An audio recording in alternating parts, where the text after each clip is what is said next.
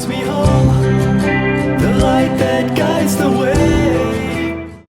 Hello, everyone. This is Taimoor, your host, and we're actually doing our first episode of this new podcast that I'm starting. And the goal of this podcast is to sit together with some good friends of mine and talk about their journey, what they do, our friendship, more importantly. And when I thought about this podcast, I couldn't think of somebody better than Riyin to start off the first episode with. And Riyin and I have been friends for over 10 years. I remember Riyin, I think the first time I met you was back in 2011. Went to the same high school, but I think you graduated a couple years before me. We never actually met in high school. That was funny. We met after high school, and we met because of music. We connected. We did a lot of music in the beginning. Then we went our separate ways, got busy in other stuff. And we reconnected again about 2 years ago. Did a couple of songs, which we'll talk about here in a bit more detail. But before I say anything else, I would like to turn it over to Riyin. Riyin, how's it going? How are you doing today? I'm doing great. Just enjoying the weather. We're finally getting some sunshine. So I spent some time outside, did some reading, did some drawing, did some writing, did some graphic art, just busy. That's great. And yeah, being in Michigan, it's always nice to get some sunshine, right? Especially around this time of the year. Yeah. Because there's too much snow before that. So Riyin, one of the things, we've been friends for so long and we've had, a lot of conversations over the years. But one of the things I really admire about you, other than the fact that you're my friend, is, how you approach life when it comes to, art, music, poetry, and all those things. So can you tell us a little bit about, your musical journey, what you have done in arts, and really, what inspires you when you sit down, write a piece of music or write some poetry? Sure. Yeah. There's a lot of different things that inspire me, man. I was just talking with some friends about this recently, and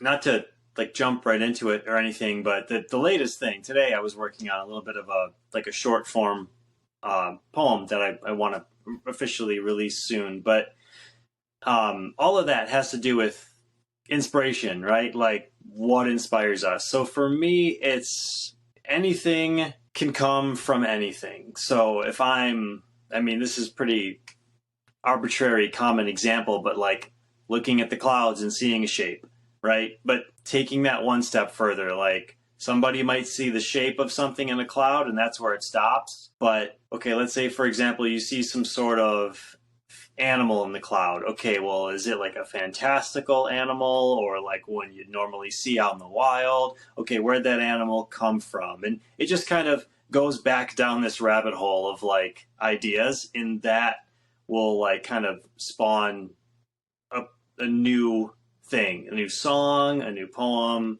new narrative, whatever it may be. Right. No, that's beautiful, man.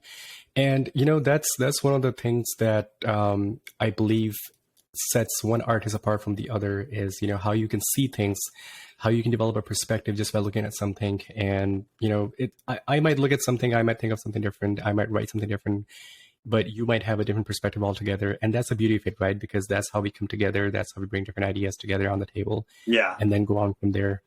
So Riyin, I remember the first time you and I spoke, that was like over 12 years ago. Yeah. I had uploaded a picture of myself. I was sitting at the Guitar Center. I think that was the Guitar Center at Gresham Avenue.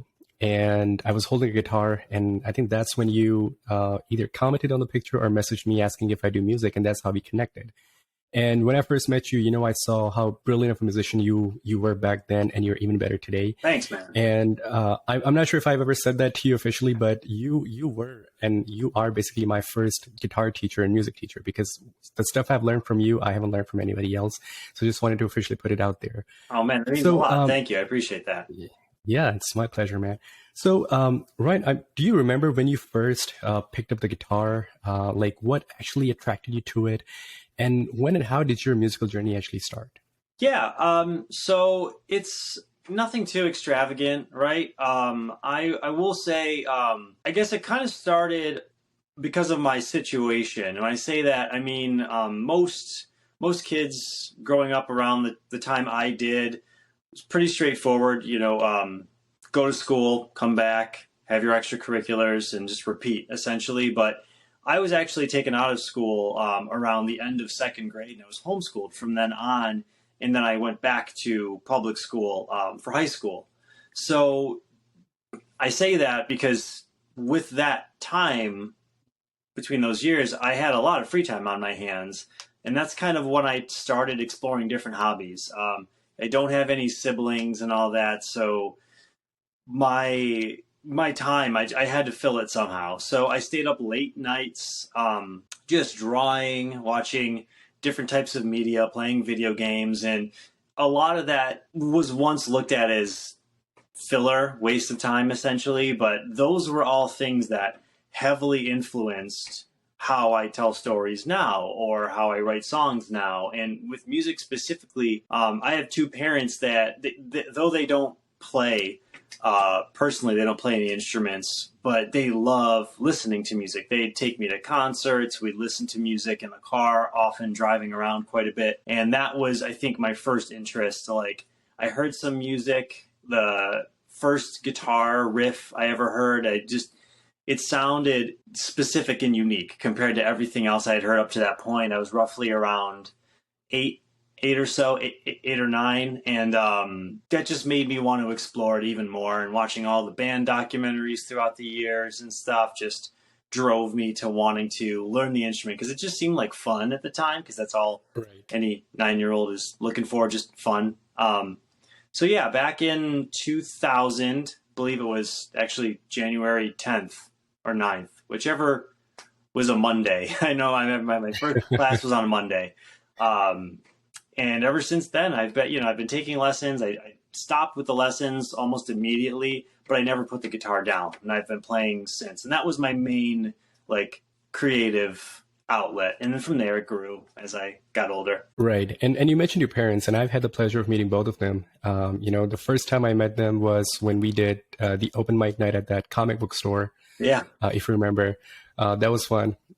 Played Fire and Rain by James Taylor with you. Yes. And then I believe I did a couple more open mics with you, at a couple different locations.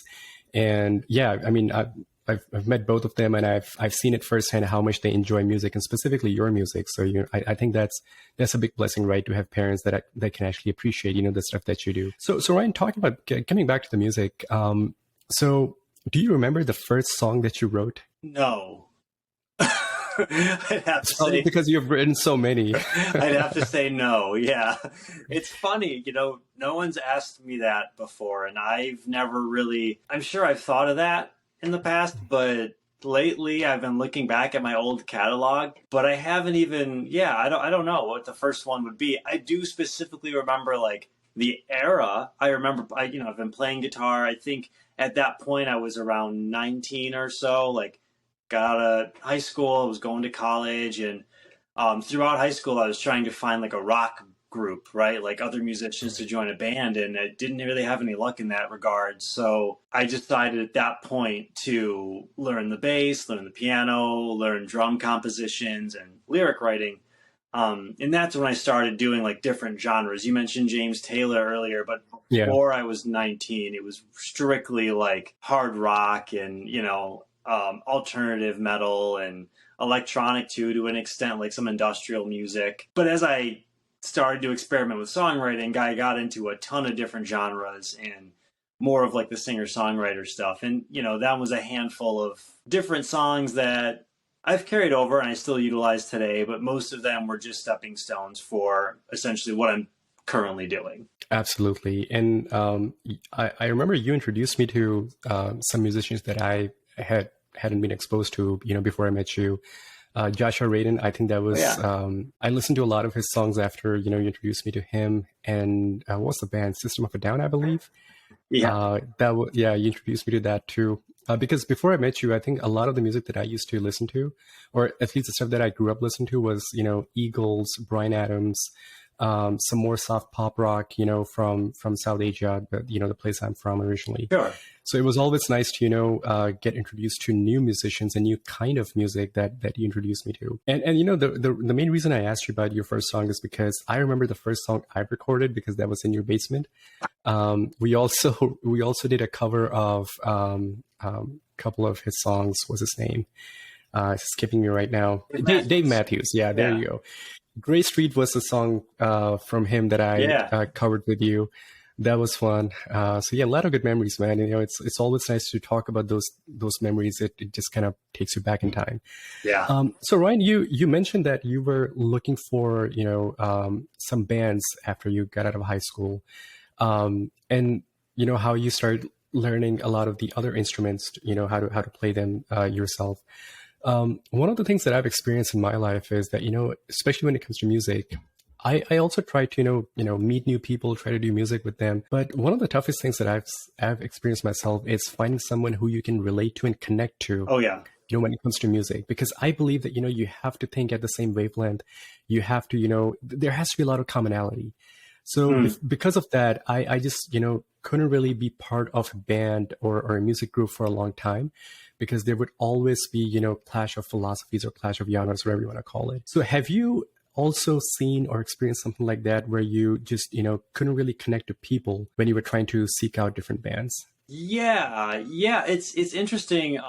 You mentioned this earlier about what I'm paraphrasing here, but I think you said something about creativity is what brings all of us together, Yeah. more or less. And you're absolutely right, but it's also, like you just said, something that you have to click with certain people, otherwise it's just not going to happen. So though most of us enjoy creativity, even if we don't have the means to express it ourselves, what I've learned, it's more about compromise and understanding and listening than it is anything else. So it goes back to even just relationships with people outside of creativity. Like if two people don't get along, they have the capability to, there's something keeping them apart, be it, beliefs, conversation points, just the way they carry themselves. You can feel an energy from somebody that just might not sit right with you.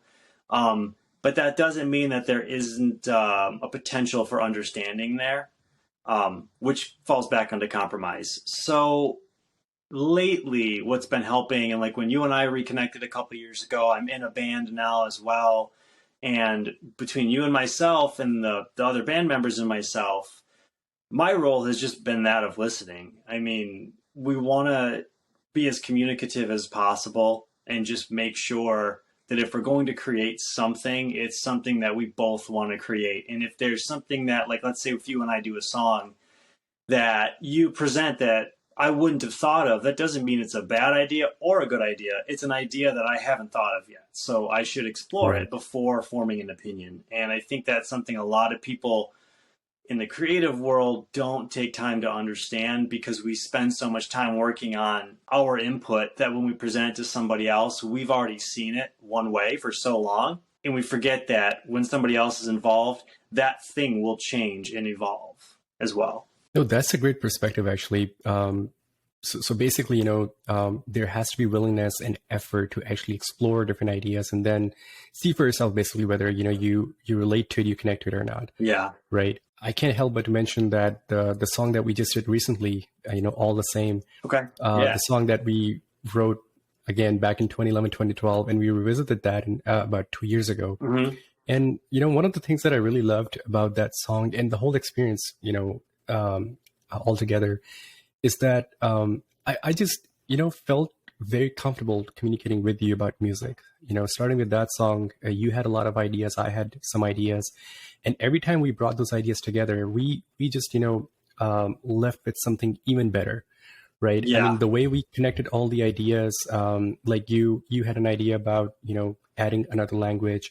I added some Urdu verses in it. And, the way you brought in some riffs and things. I mean, I can talk about it on and on, but it's just, the way it all came together was pretty amazing. And then another song that we just did recently, the one that we just finished about 2 weeks ago, we're going to release that here in about 2 weeks. And same thing, with that song and, the kind of music that was brand new to you, basically, right? Yeah. I mean, you didn't understand the language, but when I communicated that with you, you jumped on it, you explored it, and when you composed the music, it was just amazing. So I'm hoping that our listeners and viewers would also appreciate that. But I just wanted to mention that as well, that it's very rare, at least for me. It has been a rarity in life that finding someone friends and people that I can do some work with that not only appreciate the idea but also explore it and bring their own ideas to the table. Because I think the sort of compliment you get when you bring your own idea in response to somebody else's idea, just with the willingness and intention of enhancing that and making that better. I think the output is just amazing, and like I said, I'm so excited about the new song that we just worked on, and hoping that our listeners will also enjoy it. Yeah. So Riyin, we spoke about music. You also talked about that you just wrote a poem, and you have been writing poetry for a long time.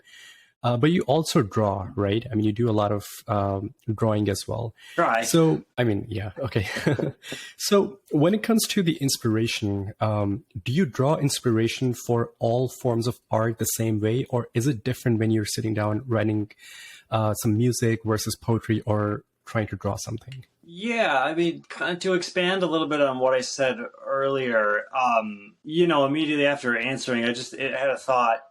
I know a lot of us have certain requirements for inspiration. It's not that like I personally need these things, but certain atmospheres invoke different types of inspiration. Like if I go to a cafe and I observe the people there, or if there's no one there, just observe the architecture, some of the artwork they have up, some of the menu choices. Sometimes people draw on the menu and you can get an idea of like what the cafe employees think or how they view things. Or if I go to a park and look at nature and get inspiration, it all influences differently, but it's all through my filter. So at the end of the day, it's still I'm gonna take in that inspiration, but consumers or an audience essentially will get that inspiration filtered through my lens versus yours versus the next person. So with poetry and music, it's all the same. I get inspiration from all the same stuff. So listening to one of my songs and reading one of my poems, the source could have been the same. I was just more inspired to write this as a poem versus a song. That's well put, man. That makes a lot of sense. So basically, it's a lot of it also, the way I'm understanding, has to do with your perception of what you look at. Yeah. The way you perceive it and how you can translate that into, either a drawing or poetry or music. Yes. Yeah, exactly. That's pretty much how it comes down to it for me. Awesome. So Riyin, you just mentioned, about your band. So I know that, you and I do some music. You do some music on your own, but you're also part of a band that you're doing a lot of music with. Yeah. And if I'm not wrong, I think you guys have you guys have a show coming up next month. So can you tell us a little bit about your band, what kind of music you guys do, and the show that's coming up next month? Yeah, of course. So the group I'm in, our name is Geranium Red, and we formed, I want to say, about a year and a half ago now. And in that time, we put out a demo online. It's on I'm sure there will be links in this video somewhere, but it's on our Bandcamp page, our YouTube page, and we have an Instagram account. That's pretty much where we do everything. The demo is short. It's about 9 minutes, 3 songs. We're a punk rock group, essentially more alternative rock with punk influences. And the show is going to be we're local to the Ann Arbor, Michigan area, and that's going to be our first show. It's at a venue called the Blind Pig, downtown Ann Arbor. It's May 24th. I don't know specifically the details yet. We haven't gotten set times or if there's a cover or not, but that we'll update that on our pages as we get that information. Absolutely. And like you mentioned, I'll make sure that we have links to, your band page so that the people who are watching this and listening to it, anybody who's in the Ann Arbor area around that time, I would highly recommend you guys, show up at the place and, watch Riyin and his band play. And like Riyin said that, the updates will be on the page, and I'll make sure that the description of this video has the links. So Riyin, I want to talk to you about, the book that you wrote. You sent me this last year. So this book is called Unsettling Tales by Riyin Tocco.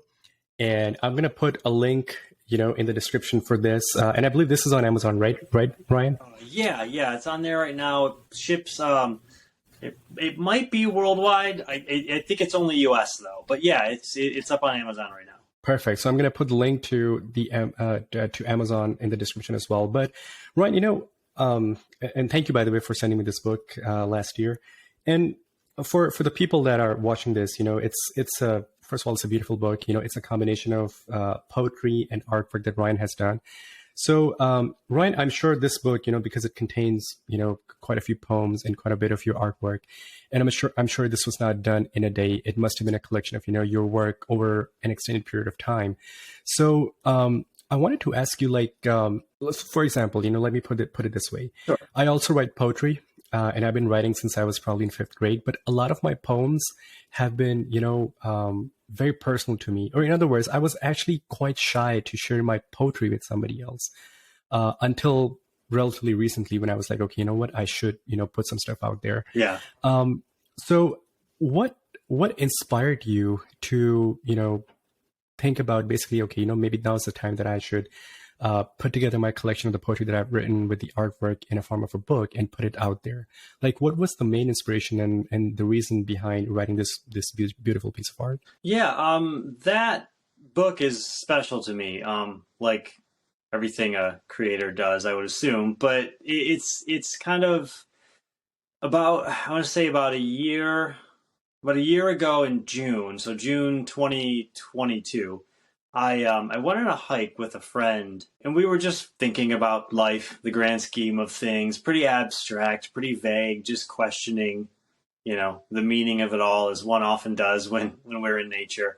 And I came home from that hike with some thoughts kind of throwing around, and I wrote some ideas down, and that was it. Because typically when I'm having some darker thoughts, I'm not doing the greatest, I'll journal my thoughts down, and being able to read those back to myself is kind of like my form of therapy. So I don't release everything I write down because it's very, like you said, very personal, Right. and more just for my healing when I'm having some darker thoughts. But these ones, I just felt like there was something more to it. So I expanded on them, and Halloween is like my favorite holiday. I'm not super big into like all the different backgrounds and beliefs and everything, but I love the time of year.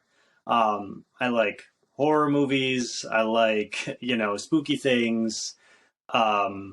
I like darker tones in all of my work. So I figured it'd be cool to kind of release something around Halloween that had to do with like horror. So I wrote these 13 different poems that all represent some kind of fantastical, spooky element. And some of them relate to each other and some are standalone. And that's pretty much all it came down to. I wanted to kind of mix the worlds of like Tim Burton and like Dr. Seuss. So it kind of Nice. reads and sounds like sonically like it's for kids, but the content is very much not for kids. I mean, Right. I don't know, like 13. I don't have kids, so I'm a bad judge of character with that. But I would say like a early teen and on would be probably the age group. But it's it was fun to just kind of write down some rhyme scheme and like a spooky specific topic, and then have like a graphic to represent that topic.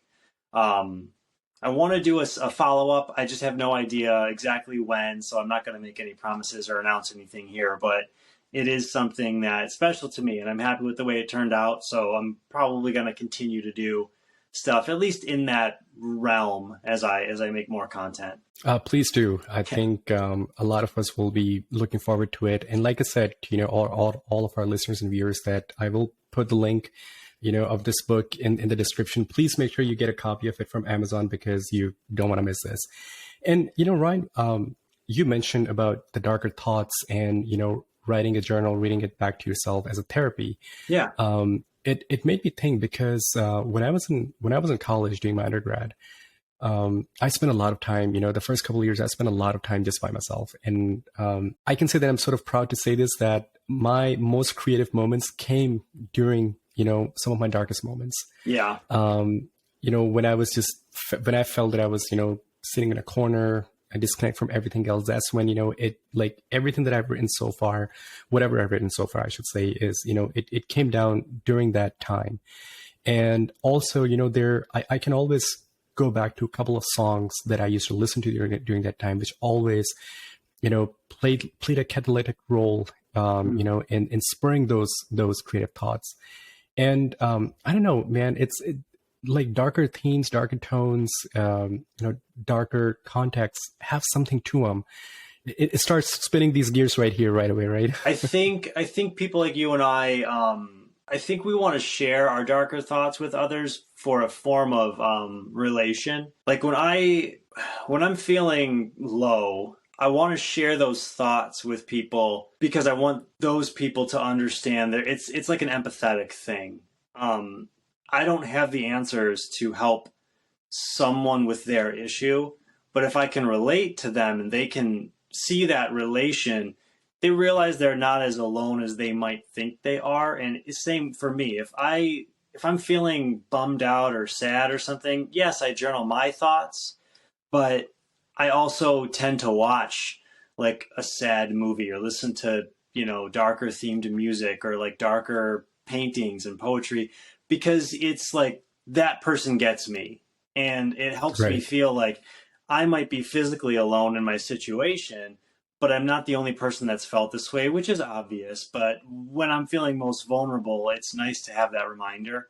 So I think that's why people like you and I want to share those thoughts that we have, because people do that for us passively. Like a writer is actively releasing content, but they're not actively releasing it for me. They're just releasing it for an audience. And I happen to be that audience, and I took something positive out of it. I also believe that there are a lot more people like us.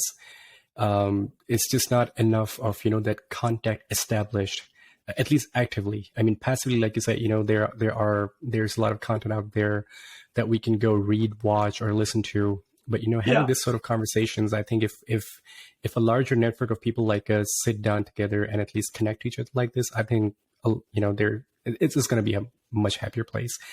So Riyin, towards the end, we've spoken about your music, your artwork, your poetry, your band. Is there any message that you want to give to our listeners and viewers? Doesn't have to be about anything specific, but anything you can think of, or any announcement that you want to make about your music or something that we should look forward to? What comes to your mind when it comes to the last couple minutes of this session today?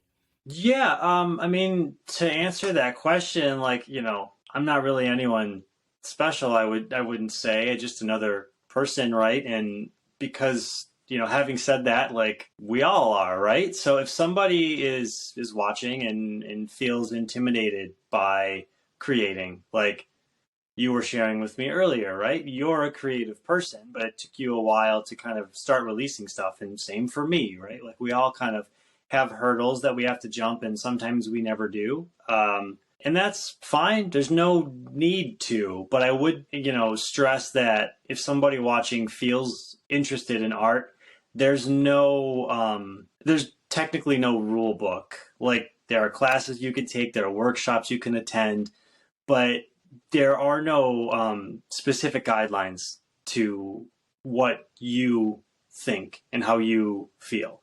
So if there's anything you want to do it, try it. Even like do it for yourself, show a friend, show somebody you trust, and just start releasing content. Because I mean, that's how it starts. It's not like you just are born a writer or born a musician. I mean, some people you could argue might have more talent or naturally gifted that way, but it's also something that we can work on. Like we're all special in our own way. So figuring out what's special about you and me and all that, like that's kind of the hardest part. And then you won't know unless you just workshop things. And I would, again, encourage journaling. That's a great place to start because any writing can become a painting, a song, a poem, a sculpture, whatever you enjoy. And absolutely, as far as last minute, like plugs for my stuff, I mean, just follow like my personal page and the band page is really all I've got right now. Yeah, that's pretty much it. Like mainly active on Instagram, and I use Facebook, but that's not, typically Instagram is the best way to showcase like what I'm working on, stay in touch and whatnot. Right. And you also release some of your riffs on your YouTube channel, right? Yeah, I mean, I'm active on there weekly just to keep myself busy, make sure I'm engaging. Right. Absolutely. I typically don't have a problem playing every day and just staying, fresh with it. But I do record every as of lately, it's been every Friday. I just release some new quick, 30-second to 60-second guitar video on YouTube. But it's just a way to stay engaged. So if anyone wants to check those out, feel free to, or hopefully they'll inspire you to do something better and I can learn from you. Absolutely. Well, Riyin, it's been a pleasure talking to you today. Really thank you for your time. And to all the viewers and listeners, just like Riyin said, if you have a creative bug in you, you want to write something, you want to, whether it's poetry, you want to draw something, you want to write a piece of music, just start somewhere, right?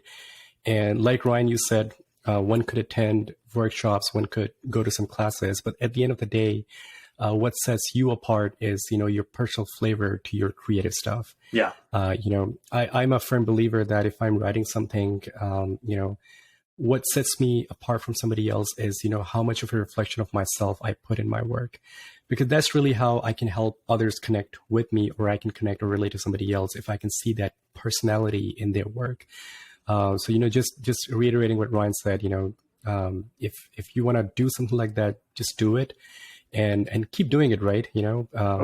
Writing a journal, whatever thoughts you have in mind.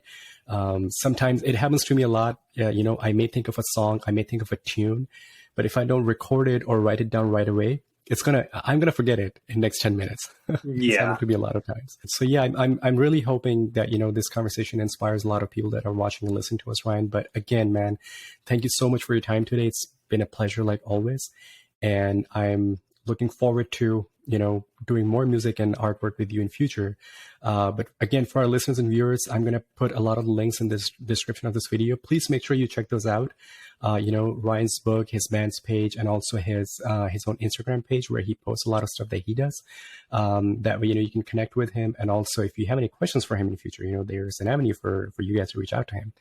So yeah, Riyin, I guess I'll see you in the next few days. But until then, take care, and I hope you have a good night. Thanks, man. You too. I appreciate the time tonight. Brings me home, the light that guides the way.